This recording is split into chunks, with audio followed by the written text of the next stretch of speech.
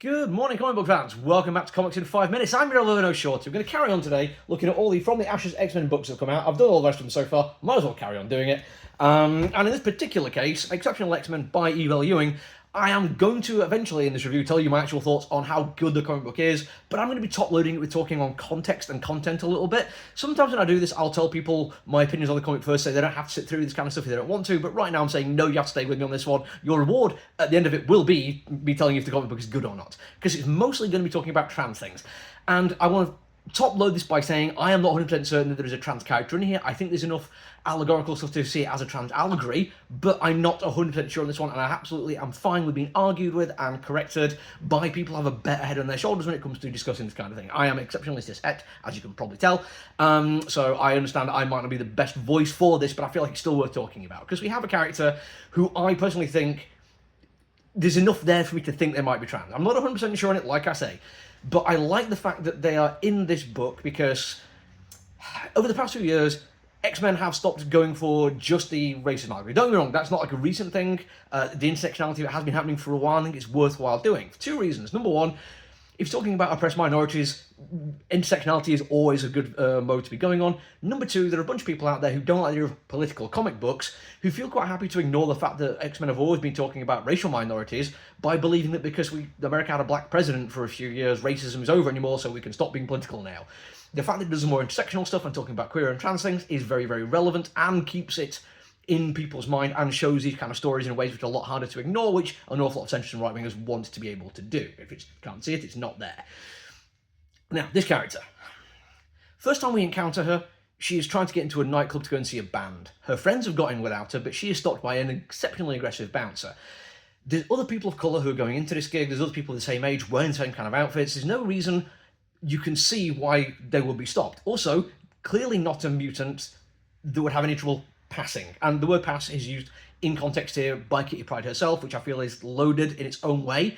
And I was trying to think of like, well, what other reason could there be for this guy to just stop this young lady? And it was like, well, there's certain people who might look at her mode of dress and the fact that she is a teenager and still would have a physique which doesn't look like what an awful lot of people would expect a feminine physique to look like at that time.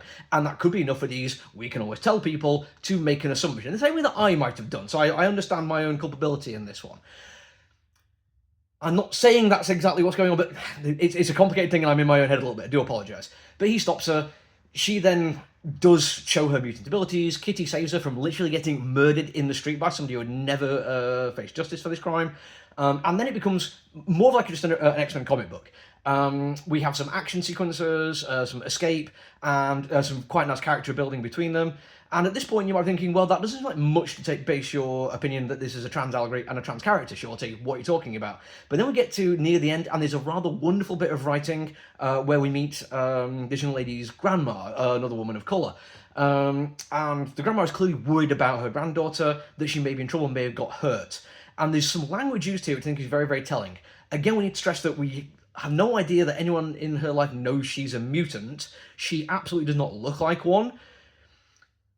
She's a woman of colour, which again could be enough reason for her grandma to be worried, but the phrase she uses is people like you, not like us. And herself being a woman of colour, that kind of means there's something else happening there.